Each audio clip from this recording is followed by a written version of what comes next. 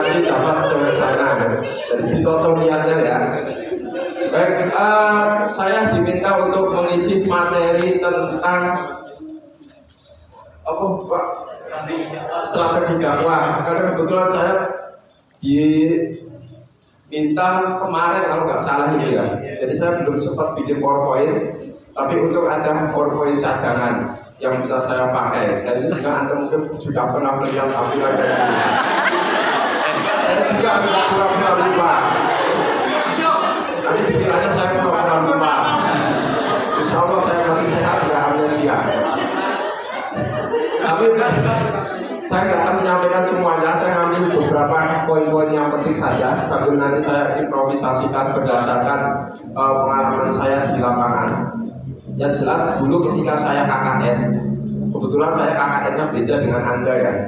Saya waktu itu KKN dengan beberapa mahasiswa dan mahasiswi.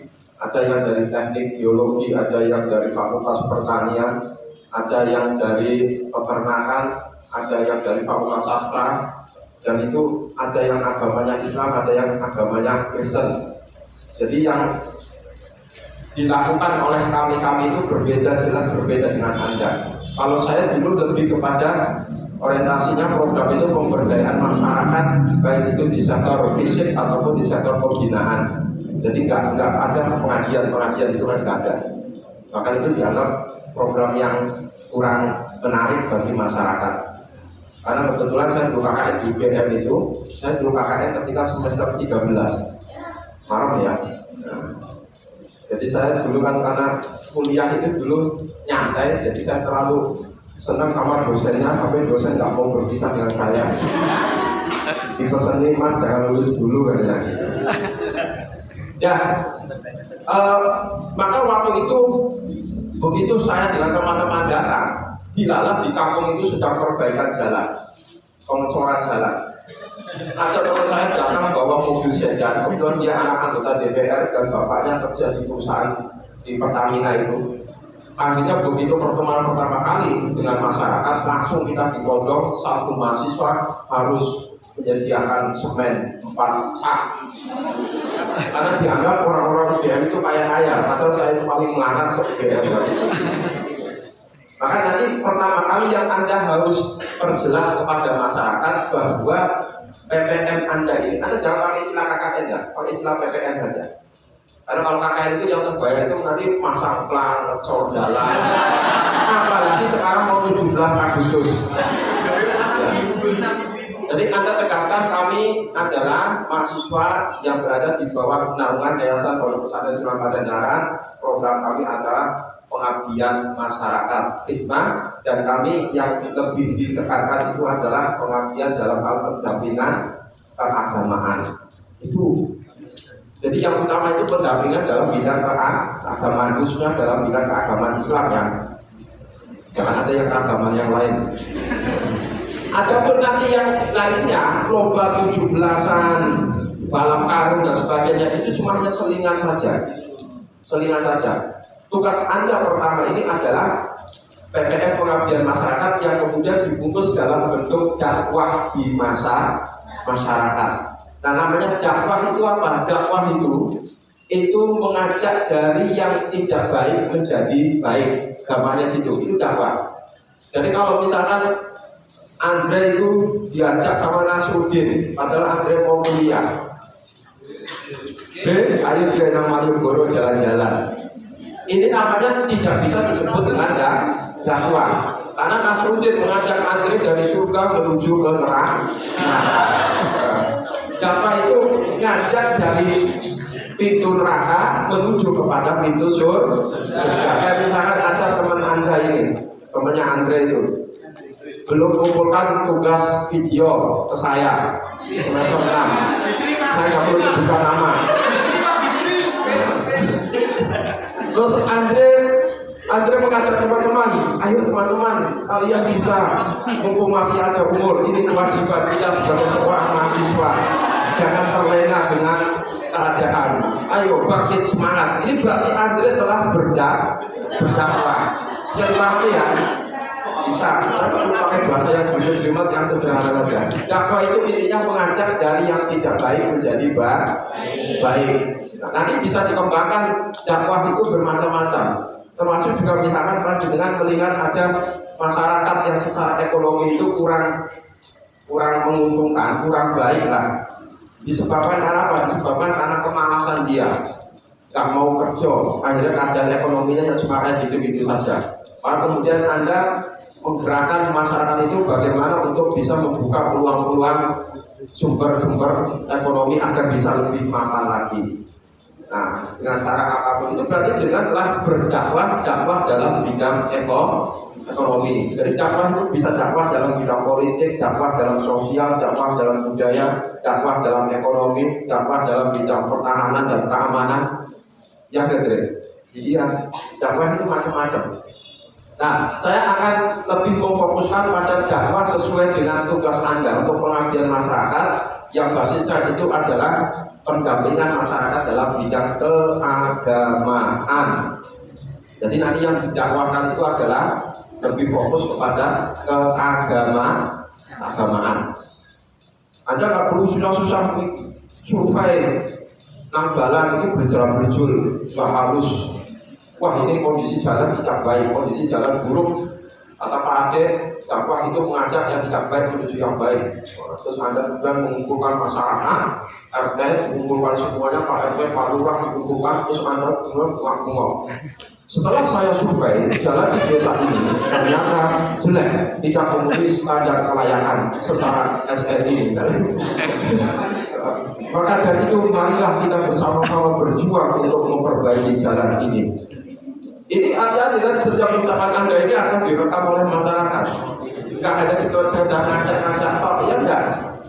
Berarti enggak ada dengan konsekuensi yang disampaikan dari pernyataan Anda itu. Kecuali kalau Anda siap, saya siap mendukung dana, saya siapkan dana 10 juta. Mungkin yang lain barangkali ada yang mau nambahin, Pak, itu luar biasa tenang. Nah, Anda nggak perlu kayak gitu. Nggak perlu kayak gitu, itu bukan tugas Anda. Tapi Anda yang Anda amati itu dari sisi keagamaan. Misalkan ya, TPA belum ada. Wah, ini anak-anak ini kalau sore kok malah do mainan HP, do nge-game, do buyar-buyar cekak sedikit nang pojok. Terutama anak-anak kecil sekarang SD SMP itu kan kadang sering pada pojok sendirian ya, ketawa-ketawa. Nah, daripada nganggur kayak gini, maka kemudian Anda ajak untuk ikut dalam kegiatan TPA. Terus mungkin juga bisa misalkan Anda lihat masjid ini kok setiap habis selesai maghrib pulang sendiri-sendiri, sepi kayak kuburan masjid ya. Habis isya langsung masjid dikunci, ditutup, nggak ada kegiatan. Wah, ini kurang menarik. Harusnya ada kegiatan. Nah, kemudian Anda punya inisiasi untuk mengadakan kegiatan baik setelah maghrib ataupun setelah isya khusus untuk orang-orang dewasa. Nanti bisa dikategorikan saja ya siapa sasarannya itu. Jadi intinya itu yang Anda amati pertama kali itu adalah tentang kondisi masyarakat di sekitar dalam bidang keagamaan. Jadi setelah Anda mendapatkan data-data itu nanti Anda gampang apa yang akan Anda lakukan, Anda perbuat. Makanya saya dulu ketika KKN itu saya diberi waktu 2 bulan, jadi 60 hari, Maret. 60 hari, 1 bulan itu untuk survei sekaligus buat proposal, sekaligus saya datangi beberapa anggota dewan itu. Anggota DPR, saya ngajukan proposal, alhamdulillah lumayan cair ya. Dapat beberapa juta itu, teman-teman saya nggak ada yang berani jalur duit itu. Nah, 1 bulan berikutnya baru kemudian kerja secara full, maksimal. Jadi Anda sebelum Anda melakukan apa yang Anda akan lakukan itu, Anda pertanyakan dulu, kira-kira apa yang bisa saya jadikan sebagai program kerja saya lewat observasi ataupun survei di masyarakat sekitar itu ya. Kalau misalkan ada sesuatu yang kurang baik ya, dirubah menjadi biar lebih baik. Tapi Anda harus hati-hati karena itu juga tempatnya orang lain, bukan tempat Anda sendiri. Ketika Anda nanti sebelum masuk perbatasan desa itu, Anda baca doa Robbi anzilni munzalan mubarakan wa anta khairul munzilin. Baca doa itu agar Anda itu ketika tinggal di masyarakat nanti diberikan kenyamanan, program-programnya lancar. Si percaya doa, si orang percaya doa ya wis rasa. Robbi ya Tuhanku, anzilni tempatkanlah diriku munzalan di tempat mubarakan yang diberkah. Wa anta, dan engkau ya Allah khairul munzilin, sebaik-baiknya dan yang memberikan tempat. Jadi yang memberikan tempat itu bukan dari TPN ya, bukan dari LP2N hakikatnya. Yang memberikan tempat itu adalah Allah Subhanahu wa Ta'ala. Iya enggak? Iya. Jangan kemudian ada protes pada LP2M yang saya kok ditempatkan di sini pas sampai ke sana. Udah, itu sudah takdir dari Allah. Jawabannya ya. Ada beberapa prinsip di dalam berdakwah. Saya singkat saja ini karena waktunya singkat ya. Di dalam Al-Quran sudah jelas dalil-dalil tentang berdakwah, dan begitu juga di dalam hadis bisa Anda baca sendiri, dan insya Allah Anda semua bisa baca semuanya. Dan juga ada prinsip yang harus kita ingat, bahwa dakwah itu untuk mengajak lebih baik, mengajak bukan untuk mengejek, ya enggak? Jadi ketika misalkan Anda di masyarakat itu melihat ada orang melakukan dosa maksiat, misalkan pemudanya senang dongeng ciu, dongeng leksokan, matador, nipam, cimen, ganja, nah, bisa saja terjadi itu. Saya dulu awal-awal KKN itu ketemu dengan pemuda-pemuda berdiri sama-sama itu. Tapi alhamdulillah dengan pendekatan saya, kemudian mereka bisa akrab dengan saya, dan di akhir KKN saya diajak main jatilan. Jadi saya juga pernah main jatilan. Nah, mengajak bukan mengejek. Jadi kalau ada sesuatu yang salah pada masyarakat, jangan kemudian Anda datangi kemudian pemuka agamanya atau bakal atau siapa dengan ini dia apa dari bakal kok nggak bisa menggerakkan masyarakat, kosong masjid kok bakal sepi, barisan kok sepi. Jangan dalam mengajak, tapi dengan bahasa yang halus. Maka ini penting kita untuk mengelola kata kita, mengolah kata-kata kita biar tidak menyinggung perasaan orang lain. Kemudian mengajar, bukan menghajar.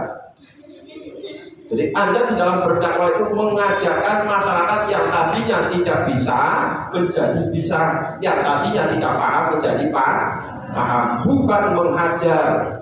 Ada ngajar TPA anak-anak kemudian maklum anak sekarang ini ya Allah kadang ini. Jadi ustaznya ngajar di sini baru berapa menit sudah ke selatan lari ke sana. Berapa menit lagi lari ke sana. Itu Anda harus sabar. Anda bagaimana caranya biar mengajar mereka, bukan lantas kemudian dihajar. Yang bisa nanti ketapel malah kayak di video itu ya. Seorang guru mengalami kebutaan total gara-gara dikekang sama orang tuanya muridnya, kita terima gara-gara muridnya ditegur merokok gitu. Padahal kalau muridnya cetok salah, anaknya cetok salah, orang tuanya nggak terima malah ngekori gurunya golok kalau lintang sampai butaan itu. Nah, Anda harus berpikir bagaimana caranya agar terutama anak-anak ya, cara Anda mengajar itu lebih menarik biar bisa dinikmati oleh mereka. Mereka ini adalah anak-anak yang lahir di era yang modern penuh dengan teknologi yang canggih. Maka jangan lagi kemudian ngajar itu kok pakai secara lisan. Anda mengajarkan tentang tasawuf, tentang sabar, syukur dan sebagainya kepada anak-anak kecil. Baik anak-anak, kita harus sabar. Sabar kalau kita lapar. Jangan dulu pada bubar. Enggak lagi kayak gitu. Tapi Anda kreatif lah. Cari video-video di YouTube banyak. Anak otak bukan kartun itu loh. Umar Hana misalkan. Tapi hati-hati ya, Umar Hana itu juga harus dicek lagi ya. Ada manusia dari situ-situ. Nah, jadi Anda download video-video yang kira-kira menarik sesuai dengan tema Anda, kemudian tontonkan kepada anak-anak. Saya yakin pasti juga senang. Apalagi kalau misalnya SpongeBob agak senang. Tapi jangan, masa carikan video-video yang itu bisa dijadikan sebagai media pembelajaran Anda untuk lebih menarik minat anak-anak ini. Kalau ngajar-ngajar orang tua ya Mereka nggak butuh video-video kayak gitu. Yang anak-anak itu loh, TPA itu kan kebanyakan nanti ngajarnya TPA, anak-anak kecil itu. Terus kemudian dakwah itu membina bukan menghina, membina bukan menghina. Kalau ada anak kok diajari ikro nggak bisa-bisa, nah diajari dina siro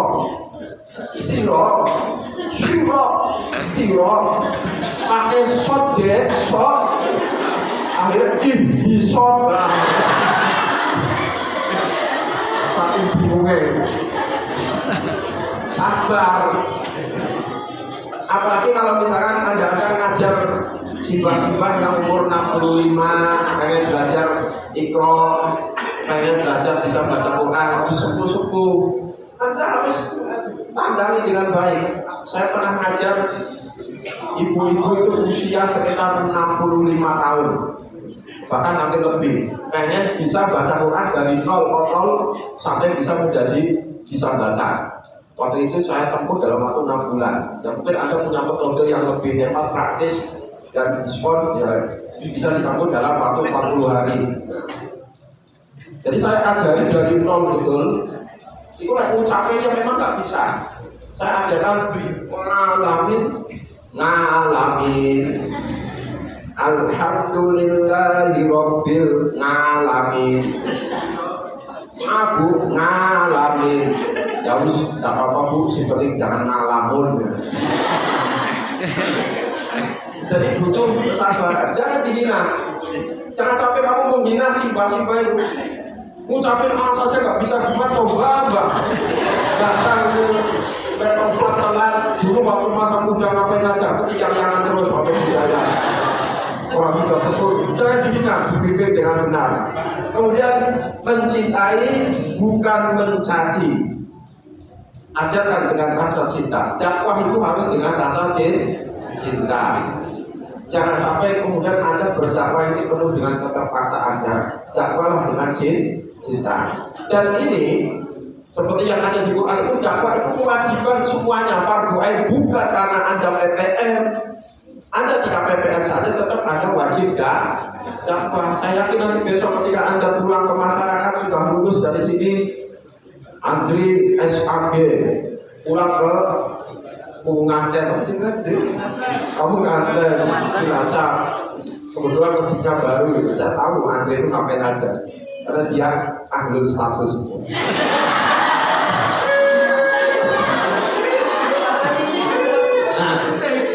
Nanti Anda di sana itu mesti semuanya wajib berdakwah dimanapun Anda bekerja, Anda profesinya sebagai apapun, Anda wajib berdakwah. Karena dakwah itu hukumnya fardu ain. Yang dihadapi Anda juga nanti orang yang macam-macam, orang yang berbeda-beda. Maka harus butuh kesabaran. Kemudian menasihati bukan menusuk hati. Menasihati bukan menusuk hati, tapi harus dengan mengelus hati. Bukan menusuk tapi mengelus hati. Bagaimana agar orang-orang yang kita dakwah itu bisa, yaitu punya keinginan untuk bisa melanjutkan kembali. Nah, kalau Anda sudah bisa tenang, itu gampang. Kalau mau saya kasih amalan untuk menaklukkan hati seseorang. Ya. Mungkin ada yang sudah pernah saya kasih belum ya, jadi ya.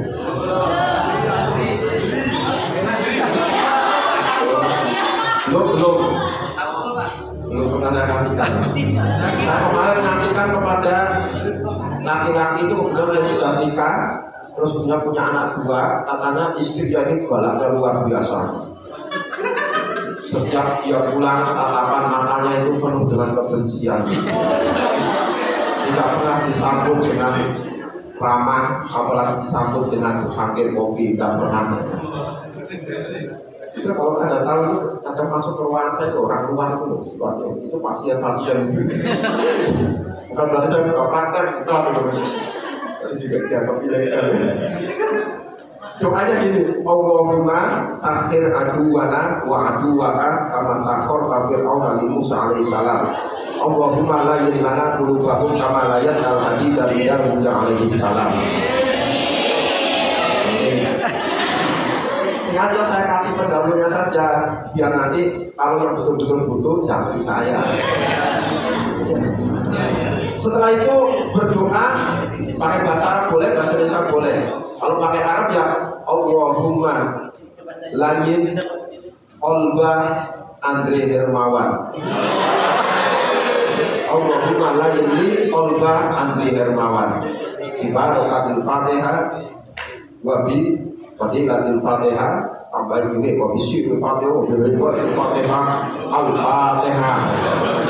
Nanti dilihat Andre perubahannya ini. Dari semulanya itu dia galak, ganas, dia akan menjadi lebih lunak. Nah, terus kemudian ini juga ya, secara terminologi ini saya ambil dari kitab Hidayatul Mursyidin biar kelihatan pesantrennya. Dakwah itu mendorong manusia untuk berbuat kebajikan dan mengikuti petunjuk agama, menyeru mereka kepada kebaikan dan mencegah mereka dari perbuatan mungkar agar memperoleh kebahagiaan dunia dan akhirat. Jadi dunia bahagia, akhirat juga bahagia. Jangan sampai kemudian enggak, yang penting saya bahagia di akhirat. Enggak, dunia juga harus bahagia. Ada yang membahasakan gini bahwa dunia maka akhirat. Dunia itu adalah kendaraannya akhirat. Agar Anda itu bisa sampai ke tujuan akhirat dengan baik dan benar, maka Anda rawat kendaraan Anda dengan baik dan benar. Isi bensin, banyak pembos ya di pompa, ya enggak? Karena apa? Dunia tadi kendaraan, maka dunia itu harus diperhatikan. Jangan sampai dunianya bermasalah. Kalau dunianya bermasalah, berat untuk sampai kepada akhirat. Karena kalau Gus Baha itu bilang itu sebenarnya itu dunia itu lebih penting daripada akhirat. Ya, mungkin ucapannya kayak melawan mainstream ya, tapi ini betul, dunia itu lebih penting daripada akhirat. Kalau di Quran kan wal akhiratu khairul laka minal ula, akhirat yang lebih utama. Baik, tapi kalau kata Gus Baha itu yang lebih penting dunia. Maka kita harus memperhatikan dunia dengan sebaik-baiknya agar kita bisa sampai ke akhirat dengan baik. Terus kemudian menurut Syihab, dakwah itu seruan atau ajakan kepada keinsafan atau usaha mengubah sesuatu yang tidak baik kepada sesuatu yang lebih baik terhadap pribadi maupun masyarakat. Sama seperti yang saya sampaikan, berarti Pak Syihab ini niru saya kan? Karena saya berpihak tadi. Sedikit-sedikit saya yang niru Pak Syihab. Baik dakwah kepada pribadi ataupun dakwah kepada masyarakat. Jadi untuk sementara waktu Anda dakwahnya kepada kelompok-kelompok manusia saja ya. Walaupun juga sebenarnya kita ini dituntut dakwah juga untuk kelompok selain manusia. Iya. Karena Allah mengatakan bahwa khalaqul jinna wal insa illa liya'budun. Aku tidak ciptakan jin dan manusia kecuali agar mereka mau beribadah padaku. Jadi kalau misalnya kamu lagi jalan itu lihat ada jin kok belum sholat, itu harusnya kamu dakwahi. Jin itu sholat atau jin ya. Nah, nanti jinnya malah jawab kalau sholat kok. Harus saya jamaah atau aku. Kudunya memenuhi, tapi karena belum sampai sana dakwahnya khusus dakwah untuk kelompok manusia. Prinsip dakwah di dalam Al-Quran yang pertama ini adalah qaulan ma'rufah. Qaulan ma'rufah itu apa? Perkataan yang baik dan diterima oleh nilai-nilai yang berlaku di dalam masyarakat. Maka sebelum Anda tinggal di masyarakat itu, di awal itu yang paling penting, yang paling harus Anda lakukan sowan kepada para sesepuh. Sowan, datangi ketua RT. Kalau ada RW, datangi ketua RW. Kalau misalnya Pak Duku, ya datangi Pak Duku. Terus juga datangi juga Pak Kaum, pemuka agama. Itu yang harus pertama Anda lakukan. Sebelum Anda survei itu, sowan-sowan dulu. Tapi ada, kalau bisa ya sowannya ya ke gula teh. Tapi kalau nggak bisa ya nggak apa-apa. Insya Allah mereka juga paham kok seperti. Dan juga sowan kepada tokoh pemuda, ketua Karang Taruna kalau ada. Biar Anda nanti punya program itu enak, dibantu sama pemuda-pemuda itu. Di samping itu juga, itu bagian dari Anda kulonungun masuk di daerah mereka. Itu juga sebagai untuk menggali informasi tentang apa saja yang biasa berlaku di masyarakat ini. Makanya hati-hati. Kalau misalkan di masyarakat itu ada norma yang berlaku bahwa perempuan tidak boleh keluyuran di atas jam 10 malam. Misalkan ada ya, kalau zaman dulu itu ada, sekarang itu hampir sudah nggak ada. Zaman dulu itu ada batas kunjung laki-laki kepada perempuan jam 9 malam. Dulu, sekarang hampir nggak ada ya. Apa masih ada di daerahmu? Nah, kalau ketahuan laki-laki kok berkunjung ke perempuan lebih jam 9 malam, langsung ditangkap sama hansip, diarak keliling kampung, besoknya dinikahkan. Nah, ini kan anak zaman sekarang malah senang dinikahnya berarti itu beneran ya. Jadi ini biasanya kan tempat tinggal yang laki-laki sama perempuan kadang dipisah ya. Kemarin saya bimbing di Seladakan itu yang perempuan di sebelah timur itu loh, dari sebelah timur masjid. Tahu? Nah iya yang waktu kamu sasar itu sebelah timur, nanti yang putra itu agak jauh di sebelah barat. Jadi saya juga bilang, ini acara-acara yang sekiranya melibatkan putra putri bisa diadakan rapat-rapat siang hari. Kalau terpaksa malam, jangan sampai larut malam. Jangan sampai jam 12 malam kok masih rapat. Ya enggak? Iya, malah ngelamun.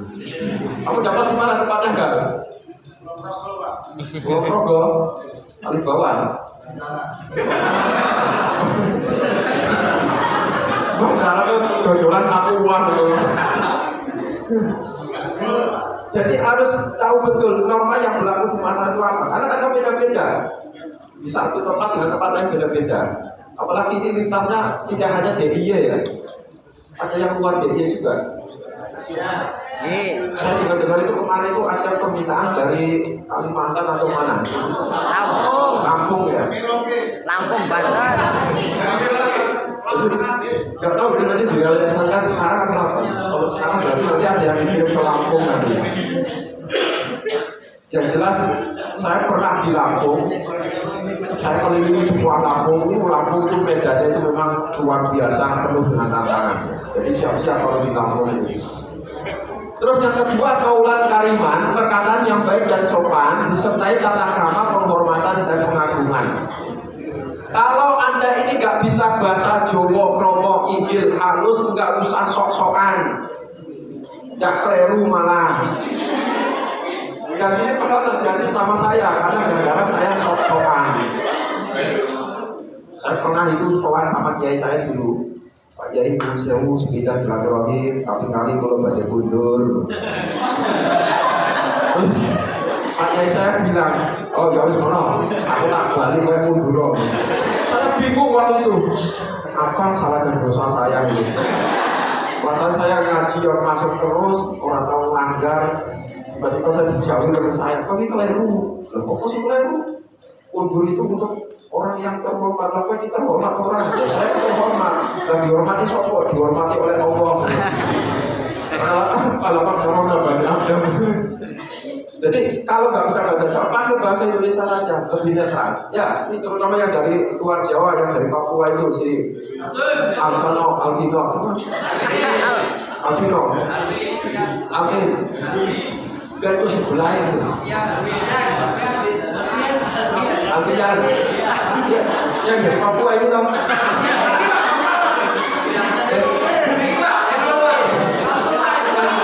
Yang Papua wajah Jawa itu loh siapa ya?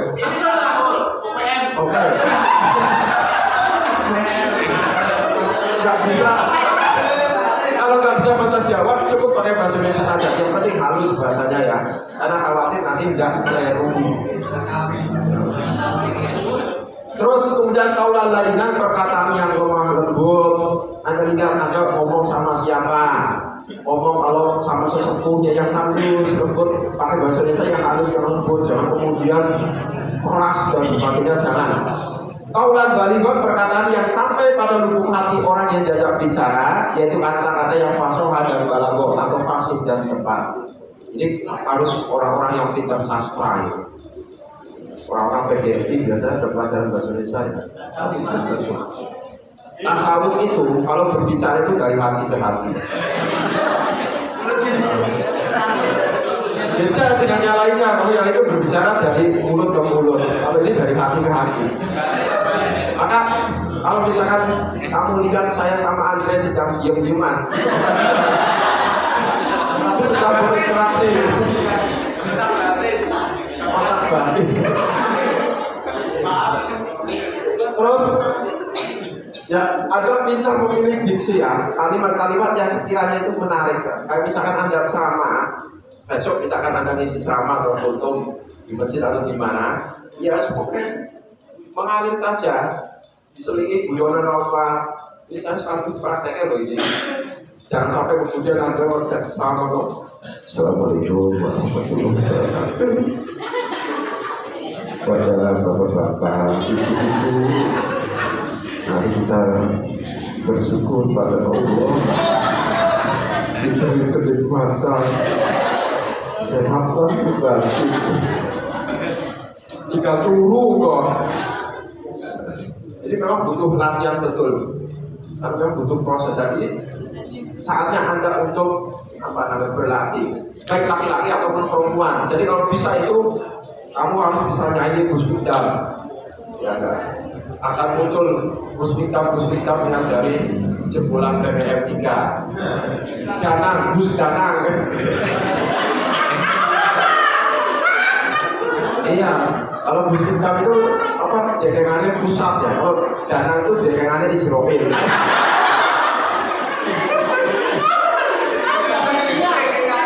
Harus dengan kata-kata yang menarik, yang sekiranya orang itu dia mau mendengarkan kita. Kemudian kaulan sadidan. Nah, jangan lupa ucapan kita ini juga harus ucapan yang benar, jujur, lurus, tidak sombong dan tidak berbelit-belit. Tidak berbelit yang kata-kata saja.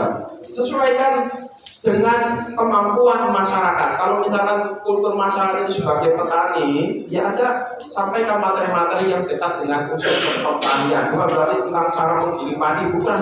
Artinya ajarkan tentang bagaimana tawakal, bagaimana sabar dan sebagainya. Jangan diajari tentang politik itu.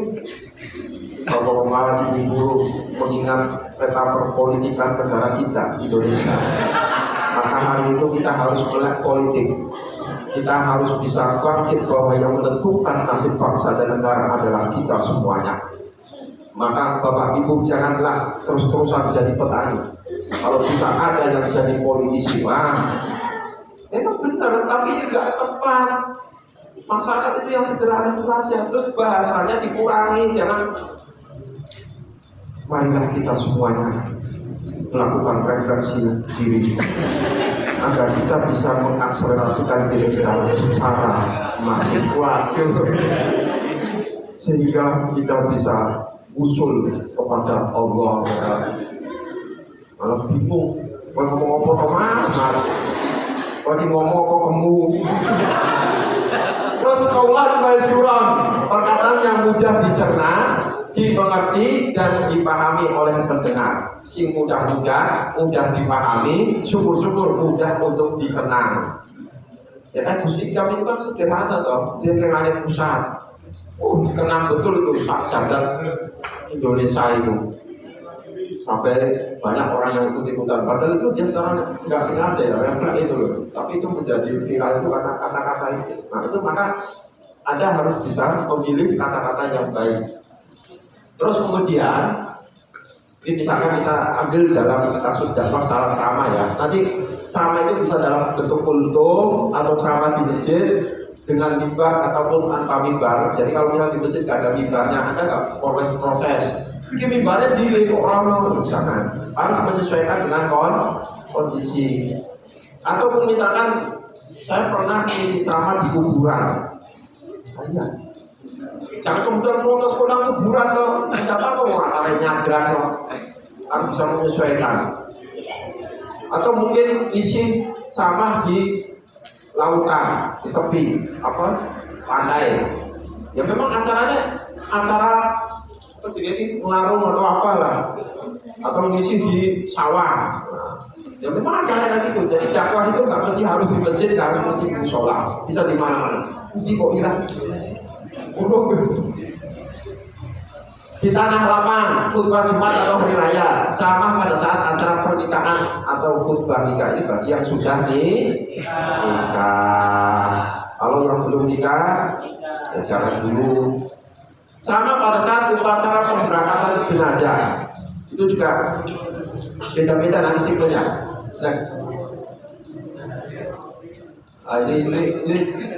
Ini sudah mafhum semuanya, ikhlas mau itu asana terus saja nih. Nah ini yang penting nih, tema yang sesuai dengan waktu, kondisi dan keadaan pada para hadirin. Jadi ketika Anda ceramah pada bulan Ramadan itu beda dengan yang di luar Ramadan. Kalau ini temanya tentang bulan Muharram terus dengan 17 Agustus, makanya itu nanti disesuaikan tema-temanya sambil Anda muati dengan muatan nilai-nilai keagamaan. Ceramah pada saat acara bahagia pernikahan harus beda dengan acara kesedihan. Jangan sampai Anda ceramah atau memberi sambutan di acara takziah salah ucap. Bapak-bapak dan ibu-ibu yang berbahagia, marilah kita panjatkan puji. Betul nggak bapak-bapak dan ibu-ibu yang berbahagia? Padahal acara takziah mulai udah sedih kok berbahagia. Ini keliru. Nah, bukan berbahagia. Jadi kadang-kadang seolah-olah benar tapi enggak pas, sesuaikan temanya. Kalau misalkan acaranya acara pernikahan, maka dalil ayatnya yang dibaca ya tentang yang kebahagiaan rumah tangga dan sebagainya. Jangan kemudian alladzina idza asobathu musibatun qalu inna lillahi wa inna ilaihi raji'un. Seolah-olah pernikahan ini dianggap sebagai musibah. Jangan. Atau acara takziah kok malah yang dibacakan ayat-ayatnya tentang ayat-ayat yang pernikahan. Masna wasulah sawarubah. Bilalah yang meninggal perempuan, suaminya malah diajarkan menikah tembak. Selama di hadapan para pencari ilmu berbeda dengan di hadapan orang awam dan para penguasa. Selama di hadapan anak muda berbeda dengan selama di hadapan orang tua. Jadi saya ini katakan ngomong di hadapan anak-anak muda semuanya ini, kecuali Andre. Jadi apa-apa jadi viral deh. Sama di hadapan anak-anak muda berbeda dengan sama di hadapan orang tua. Jadi kan saya kalau sama di hadapan orang tua saya nggak berani kayak gini. Beda lagi nanti guyonannya orang tua itu nanti beda lagi. Sama seperti anak-anak kecil ya itu nanti beda lagi. Yang paling betul-betul susah itu kalau saya mengisi pengajian di hadapan anak-anak kecil SD. Nah ini pertama sebelum baris dari lugu, baru pendahuluan sebelum kali mencelat orang. Jadi saya katakan, nanti saya belum aku. Hanya malah nggak tersampaikan materinya, malah ngurusi itu pesertanya. Terus melakukan persiapan dengan sebaik-baiknya dengan berbagai literatur yang dipelajari dan seterusnya ya. Ini sudah mampu semuanya. Jadi yang paling penting ini ketika Anda berdakwah, Anda harus mengerahkan segala kekuatan dan kemampuan Anda. Jangan sampai Anda separuh-separuh. Ini adalah bentuk bagi Anda pengabdian Anda dan sekaligus sebagai ajang untuk latihan Anda. Kemampuan Anda untuk merencanakan program, kemampuan Anda untuk memetakan permasalahan, kemampuan Anda untuk menyelesaikan masalah, kemampuan Anda untuk mengeksekusi solusi itu ya masalah itu. Kalau cuma diusulkan saja tapi gak dieksekusi ya sama saja. Jadi itu harus betul-betul butuh kemampuan-kemampuan di dalam berdakwah itu, termasuk juga kemampuan untuk bersosialisasi, kemampuan bergaul. Jangan sampai kemudian Anda jadi pemalu, jangan. Jadi bergaul dengan masyarakat biasa. Dan juga kalau misalkan Anda jalan-jalan, olahraga pagi-pagi, siapapun dia disapa, meskipun orang gila sekalipun disapa.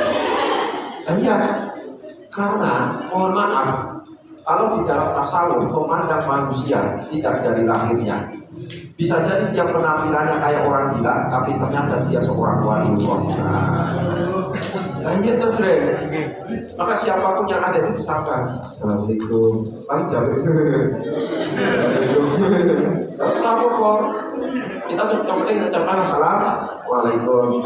Termasuk kalau kan kadang-kadang di kampung itu masih ada ya tempat-tempat yang sepi-sepi kayak gitu, walaupun ternyata nggak ada orang, Anda misalkan mau jalan, assalamualaikum. Karena ini tambahan saja, bisa jadi nanti di sana ada makhluk lain yang lagi duduk di pinggir jalan, kemudian Anda kok nggak pamitan, nanti malah Anda dianggap nggak sopan. Pernah ini ada kejadian, tapi ini kejadian di gunung itu, Gunung Lawu. Jadi lagi naik gunung itu, karena saya dulu ini saya senang naik gunung. Maka sampai sekarang saya juga senang naik gunung. Saya waktu muda itu beberapa gunung sudah saya taklukkan. Betul. Nah di Gunung Lawu itu ada anak-anak itu diam sambil guyonan itu, dorong-dorongan segala macam. Terus tiba-tiba langsung kejar-kejar. Wabon, ternyata jebol di situ di pinggir jalan ada anaknya jin itu lagi pada mainan. Kok beda? Jadi, aduh, manusia dasar, ini manusianya orang umum. Nah, ini akhirnya dia laporan sama bapaknya.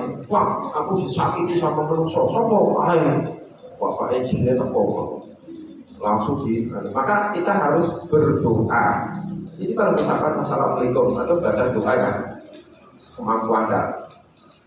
Misalkan bismillahirrahmanirrahim, la yadurru ma'asmi syai'un fil ardi wa la fis samai wa huwas samiul alim, atau a'udzu bikalimatillahi tammati min syarri ma khalaq. Tapi kalau dari segi kekuatan itu lebih kuat bismillahirrahmanirrahim, la yadurru. Ini tidak diketahui oleh halayak umum, hanya orang-orang tertentu yang tahu. Baik, oke, itu yang bisa sampaikan pas jam 11.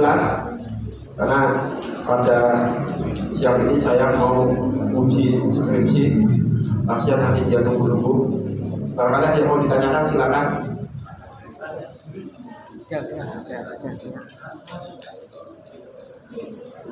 Silakan, kami kasih kesempatan 1 menit untuk yang mau bertanya. Memang Pak Adi ternyata sedang praktis